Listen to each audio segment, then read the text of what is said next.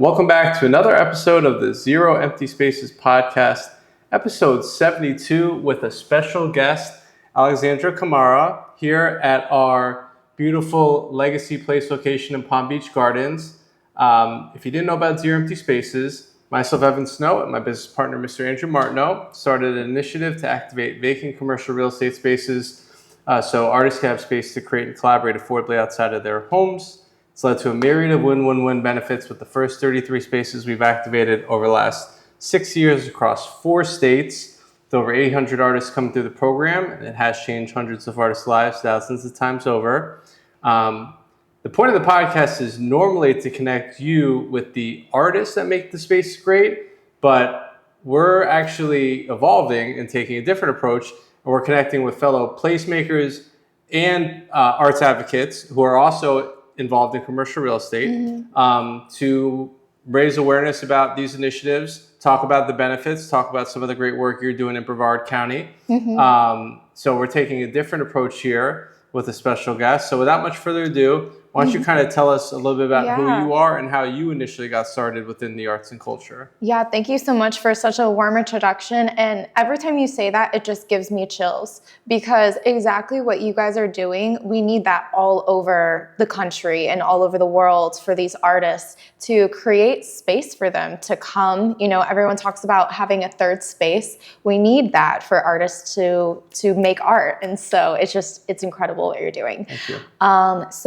I actually heard about your organization through a mutual friend. Her name is Andrea Huffman, and she just moved to Brevard County. And so I'll get into kind of my background and what I do in a second, but I just wanted to say that when I found your account on Instagram and we connected right away, and there's so many synergies there, and I'll tell you why in a second. So my name's Alexandra Komara. I live in Brevard County, Florida, born and raised. I spent a 6-year career living in Los Angeles pursuing film and entertainment. I worked professionally as an actress, an assistant director, production assistant, you name it, I've done it, working on film sets. I founded Space Swap, which is a 501c3 nonprofit. We stitch the community together through conscious fashion and the arts. And I did that upon coming back to Brevard County when COVID was happening and the world was shut down, and there was just a need for arts and third spaces and just connecting in general. I don't know if you remember that time, but it was a weird, lonely time in the world. And so we called Space Swap a repurposing renaissance, right? Because from the Black Plague spawned the Renaissance era, an era of tremendous creation and ideas. And, you know, so we kind of took a spin on that, because when the world was in a similar state during COVID, we came out and everyone was doing their passions. You know, a lot of people left their jobs and they're like, I want to do art. I want to start this business. I want to do this thing. And so we're a repurposing renaissance, because we repurpose more than just clothes, which we do repurpose clothes in our sewing workshops, but we repurpose our true purpose and humanity.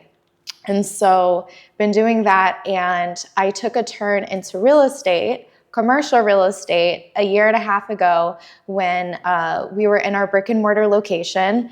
And as you probably hear from a lot of artists or space makers, that it's really hard to make rent sometimes, especially when you're doing something out of passion and you're relying on ticket sales and events to kind of keep things afloat. So I learned a lot of very valuable lessons in brick and mortar. And I also realized that I wanted to help other change makers find space. So I got my real estate license and I do commercial real estate. And so that's what I do. I help connect business owners and idea makers to brick and mortar space. And so I love it. It's cool. And so needless to say, a lot of synergies. Yeah. You're also a space maker, a placemaker, a community builder, an arts advocate, and commercial real estate, you know, obviously is you know, there's so many synergies there. Maybe just for those that are not familiar with Brevard County, where are you located? What cities are in Brevard County? So we're just east of Orlando. We're the closest beach to Orlando on the east side, and we coined ourselves the Space Coast. We're going through a huge rebrand, and it's that 72 miles of beach, and we go from the ocean and west to about I-95. So we're about like Mims, Titusville area, all the way down to just about Sebastian until you hit Indian River County. And Melbourne. Yeah, Yes. so Melbourne, Vieira, Cocoa Beach, Cape Canaveral, we have all the space programs and billionaires playing with rockets, and we're starting to get on the map, and people are coming in droves. And so we're trying to keep up with the growth and with the demand and grow together. And yeah. Amen. And we've received a lot of interest over the years from a bunch of those cities, Melbourne, Cocoa. So that's part of the reason why we're having this conversation, to try to help raise some more awareness about the resources that are available. Because from what I've understood and the conversation you helped facilitate with your county's director of the arts and culture, we understand that there aren't as many resources as you would like there to be for the creatives within Brevard County. So we're glad to support your efforts and the community's efforts. And thankfully, you've already began a phenomenal effort with Space Swap. And I've been following since we connected on social media. You guys are very active. You're serving a great purpose. Thank you. Can you tell us a little bit more just about kind of like what it is, and kind of like some of the results that you've seen so far, and like any noteworthy success stories? Yeah, so since our conception in 2021, we have successfully recycled over 5,000 pounds of clothing.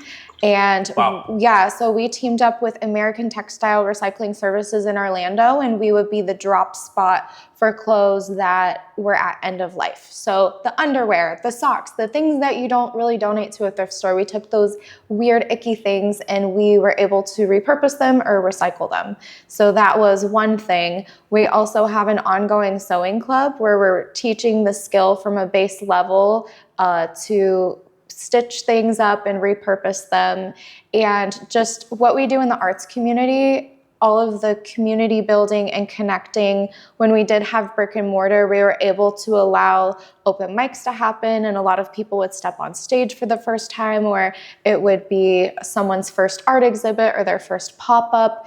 And now it's really inspiring to see them as like headliners at some of the local bars and clubs and things like that. And it's like, I remember when they started a couple years ago with us. That's crazy. And so really just being that fun little incubator for people to take their first steps and to be messy and try and get those first jitters out. And then from us, they can grow.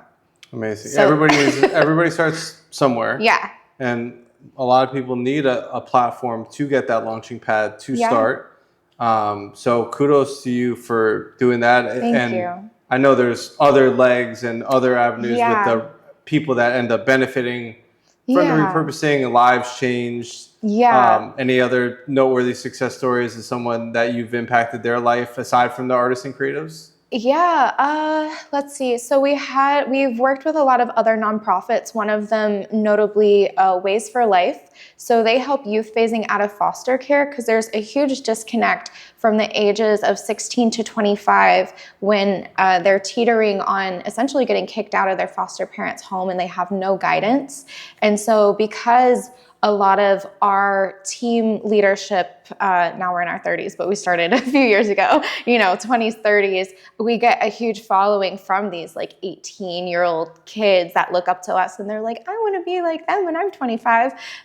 So we have a lot of the youth that is inspired by us. And so anyways, so this girl, she started coming to us when she was 17. And when she was 18, she was like, you know what? I'm going to release an EP. And so we were like, oh, that's awesome. And I actually got to work with her and mentor her and help her, like allow her to use the space to have an EP release party. I helped her write a sponsorship deck. I taught her how to like go out and find money. And she was able to land a couple sponsors. And I'm like, It's important as an artist that you learn the business side too, because I want you, when you're out on your own, and if you're going to make this a career, that is a very important key to the puzzle. Amazing. And I try to tell all artists that. Good. God bless. And I mean, where are you supposed to get that? And it takes initiatives and passionate people, giving back, paying it forward to be able to do that. And you never know how that's going to change somebody's life. We're I'm glad to try to mentor and support. I know we have some very experienced artists here at our Palm Beach Gardens location where we're currently sitting that have changed multiple artists' lives in the space by giving them an hour of time for mentoring. Because you could Google so much, you could chat GPT so much, but it really takes that conduit, that connection, and that's why these platforms, that's why these organizations, that's why these initiatives, nonprofit, for-profit, whatever they might be, are so valuable to the community. I know you've been involved with a couple other things. What other organizations are you involved with in the Brevard County area? What else do I do? What do I not do? So I'm involved with the Brevard Cultural Alliance, the BCA. My good friend Catherine Esrock, shout out Catherine. Yeah, hey. She's a mutual friend of ours now, and she's the executive director there. And now that I'm on the board, I get to do fun things like meet with you and try to bring really fun, innovative ideas to keep the arts and culture alive in Brevard County. And that's a huge initiative, and we plug and play with other organizations like the EDC, which is the Economic Development Commission, and the EDC oversees a lot. They see a lot of the larger companies looking at Brevard County as a place they want to put their next aerospace engineering project. And so how can we get these said engineering talent to come and stay and play? And if we are losing talent to other states that are competing for those bids to bring those companies, one of the biggest reasons are these young engineers want something fun to do. And where do we find things that are fun to do? It usually is related to arts and culture. And so they both need each other. It's like two sides of the spectrum. And, we have to kind of have a life and things that create community. And those things are usually events or beautiful paintings we can look at together, or even sports. But I know we're not here for sports. That's it. But these are things that from an economic development perspective, and my background was in recruiting, actually. Oh, nice.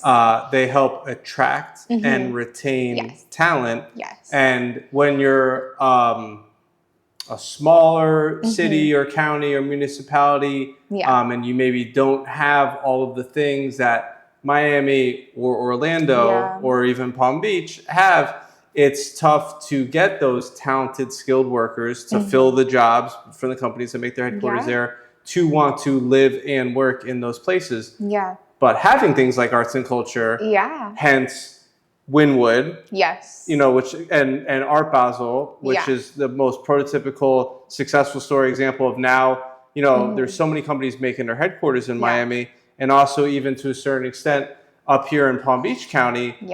During COVID, when a lot of companies were looking to relocate from New York City, and Goldman Sachs decided where they wanted to make their next headquarters. They chose Palm Beach County. Huge investment. Crazy. Huge boost to the tax base. Huge boost to the local real estate market. So, not everybody thinks about why is it important to have arts and cultural organizations, in your community. Oh, somebody else will just do that. Well, if nobody else does that, and there is no arts and culture, nobody wants to live in a place, and this is a very short summary of it, where, there's no color, no life, no vibrancy, no events, or you would go live in, I always pick on Youngstown, Ohio, but, where it's dark and gray and desolate. Sorry if you're from Youngstown, Ohio. But sounds like there's a story there. I'm sure. I always just pick on that place, but I'm sure they have murals now. But that's why it's important to have these things, or even things like Main Street. So people that are passionate about the community can really get together and feel that sense of community. And it seems like you're really doing it. Yeah, I'm trying. I'm just one piece of the puzzle. I would say, I love going out and connecting with people and connecting people to each other so that we could make this big idea actually happen. And, like you mentioned a few seconds ago, the people that are actually going to go out and do the thing, right? Because it's like we all look at each other, and I always use this analogy. It's like, oh, we're the grown-ups now, and so it's our responsibility to run with our ideas and make it happen. And what I'm so impressed with for the Zero Empty Spaces, because I was like thinking of this idea like a few months ago before I knew you, and then it just happened. But the fact that you've been doing this for years and there's so much success behind it, I always say, you know, if you find someone doing something successfully, jump on board with them. Like, you don't have to reinvent the wheel. And so I'm just excited to continue learning about, you know, the continued success and the really cool landlords that are allowing you guys to do this, because that doesn't always happen. But when we find them, you got to hold on to them and spread the word. So yeah, I think it would be really fascinating making community with really cool landlords in Brevard County when we find them and talk to them about this idea, because I think that will create community in itself, the people that can get behind this idea and move 100%. It forward. And obviously they'll be really cool people. So. And that's why I'm glad to have this conversation with you here, which we're gonna, you know, share wide and large and make some social clips on. Yeah. And you have so many different friends, connection, followers in your network from the different organizations, initiatives that you're in. So with that point, speaking of the landlords and speaking of the commercial real estate, why do you think arts and creative uses are a smart strategy for filling vacant spaces in today's commercial real estate landscape? And obviously we know for the benefit for the artists, but maybe from the commercial real estate perspective, or even from like the city stakeholders perspective? Yeah, 100%. So there's something that we call CRA districts, and those are districts that need a little bit of love and care and redevelopment. And this idea would be perfect for those CRA districts or those buildings that might need a mural on the wall. And honestly, it's just really good press. Everybody loves people who do good for the community. And so, you know, if the landlord is looking for good press or just adding more vibrancy and aliveness to an area does bring attention. And we can see with Windward, you know, artists make a really cool thing and it brings investors, it brings money, it helps the economy. But then unfortunately, sometimes those artists get pushed out. But, you know, that's kind of one of those things where, you know, that has to be worked on a little bit. But I don't know the whole background of the story. It's a long process. I'm sure it's a long process. But all in all, I think it's a huge benefit for the landlord for just so many different reasons. And yeah, I mean, honestly, I feel like when you do good for people, you also live longer. So you get karma points. The man upstairs will weigh favorably upon you. No, you hit on a lot of the key points. Yeah. So what we generally, aside from, and there is actually, and that's to be honest with you, the social capital, the feel good that the landlord gets is probably one of the ones we don't talk about enough. Yeah. But you know, the ones that are at a high level that are pretty easy to understand. Yeah. So we sign a lease, so we're providing our insurance. We recently discovered by having conversations we're having in Berkeley, California, when spaces are vacant past 60 days, the property owner faces excess insurance premiums because the property is now subject to increased maintenance and or vandalism because it's vacant. So we save property owners money on their insurance. We take the utilities off of their P&L. We pay the electric and the water. Yeah. We maintain the HVAC. Nice. Can't tell you how many spaces we've gone into where maybe the property manager goes in there once a month, once a quarter, once a year. We're the ones that are discovering there's a leak, something's not working. By us going in the space, and hopefully the AC is working, we need it to be working, we get a preventative maintenance contract on the HVAC to keep it up and running. And by having local artists in the space working daily, we're here to mitigate any other type of maintenance issues. We always say closed doors don't generate positive press. That's true. You know, you couldn't pay to write a story about a bunch of positive story about a bunch of vacancy. But here, this location, TV, newspaper, magazine, NPR, PBS, for this location, putting eyes. Positive eyes, naming the property, directing people here. It supports the neighboring tenants, the Sal's restaurant, the Greek restaurant, the other businesses. Nobody wants to, walk by that dead corner of the mall or the strip or the shopping center, whatever it may be. We do this until a permanent tenant is secured. Right. On a month-to-month basis. So it does help increase the leasing activity because the space is open and active daily. You don't have to wait on the listing agent to go show you the space.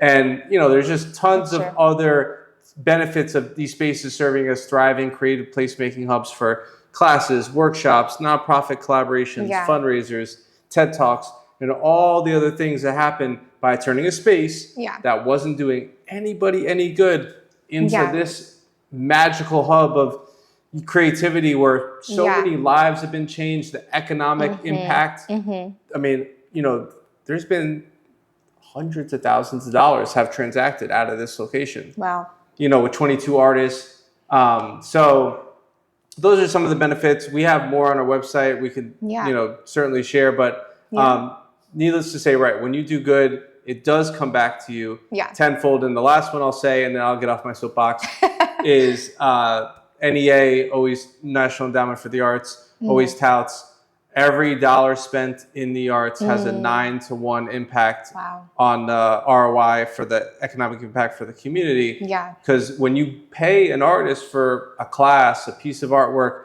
they can then go pay their rent, go to the local supply store, buy coffee, buy gas, do all the things that need to happen to have society function. Yeah, I love it. That's incredible. And also just when you mentioned CRA, Community Redevelopment Agency or Association, these are the organizations that take business tax-paying dollars. It's not generally from the residents. Generally businesses paying to them. And then they do good in the community, like shut down the street for a festival, do an art walk, do the things, brighten up the storefronts. Exactly. And sometimes they do dollar matching. So for example, like where we live in Cape Canaveral, their CRA district for commercial properties, in the CRA district, they'll match like dollar for dollar up to $10,000 of improvements on the facade. So things like CRAs are, And I'm glad you mentioned facade improvement grants. Because oftentimes they'll only give the facade improvement grant if the space is active and leased. So by putting zero empty spaces in there, even if we're traditionally a $0 rent paying tenant, it allows landlords to tap into money to do things. 100% is exactly. And we helped a guy that had a block during COVID that was vacant. He had a butcher store coming in. He got like $300,000 from the CRA that we were in that municipality. Right. And now he did all his landscaping. He has his awnings, and it's beautiful. Now he's fully leased. We served our purpose. He's given us a great testimonial. That's incredible. So there's a lot of other legs and benefits there. So interesting. So with that being said, what kind of opportunity do you see for something like Zero Empty Spaces to take root in Brevard? Space, collaboration, is there a need for artist spaces? Oh yeah, there's definitely a need for artist spaces. I think between myself and if I can speak to other brokers and get more brokers on board, I know a few that are like artists behind closed doors, so I need to, get them involved. And then the involvement of Brevard Cultural Alliance, maybe if there's something that we can figure out or work out and tap into, our email lists and the people that are involved with us, I feel like we would have no problem reaching the artists and filling the spaces. It's just the landlord side. But I really truly feel like Brevard County, we are very much small town, pro small businesses. People will much rather shop at a mom and pop any day and support their neighbor. And so I feel like our town is ready for it. Amen. Yeah, I think so. And there's two halves of the battle. One, we need the property. Because it doesn't do anybody any good if we don't have the property. And then we need the artists. So we appreciate your help on both sides. I know I've talked to the economic development team in Palm Bay, who's just developing town, which is incredible. They just got an exit off of 95. They just got a Publix. Like they really are just coming into their own and need to have things. Yeah, Palm Bay is massive. I'm pretty sure, like, don't come after me if I'm wrong, but I'm pretty sure Palm Bay is about a third of Brevard County right now, and that's massive and growing. But a lot of it was industrial previously, or like vacant land. Vacant land. Yeah, like raw vacant land. And there's a lot going on behind the scenes that we know about our Reach commercial that I can't really talk about publicly yet. But a lot of development is happening in Palm Bay right now, like insane amounts. So I only know about it because two of my personal longtime friends are looking to relocate their families and actually invest and develop. So that's why I reached out to the economic development team, had some good preliminary conversations. They're interested in supporting the waterfront, redeveloping the waterfront. So we're going to send this podcast to the team there and look to revisit those. But you shouldn't say that there's nothing in Brevard County. What should more people know about the art scenes in Brevard? Are there hidden gems or, other things that maybe deserve more visibility? Yeah, so I actually just helped my friends, Moonstruck Market, shout out. I represented them as tenants, and they just finally opened the doors after doing pop-ups for many years. Wow. So they're an inclusive bookstore, and they do a lot of events and a lot of things for the arts community. What else? I mean, if you go to downtown Cocoa Beach, they do a mural fest. They've done that a few years in a row where they'll have muralists from all over the world, but I think mostly in Florida. And they will work with Cocoa Beach Main Street to put beautiful murals all over these commercial buildings. And so every couple of years it gets switched up and we get a new mural, and it keeps things new and it keeps things fresh. It does. So yeah, that's pretty cool. Cocoa Village does a lot of really fun stuff. So Cocoa Village looks historic. You get those cobblestone roads and those cute little coffee shops and those 1800s looking brick buildings. So each part of Brevard County has its own little area, and it's cool to travel around. So I don't know. I'm biased.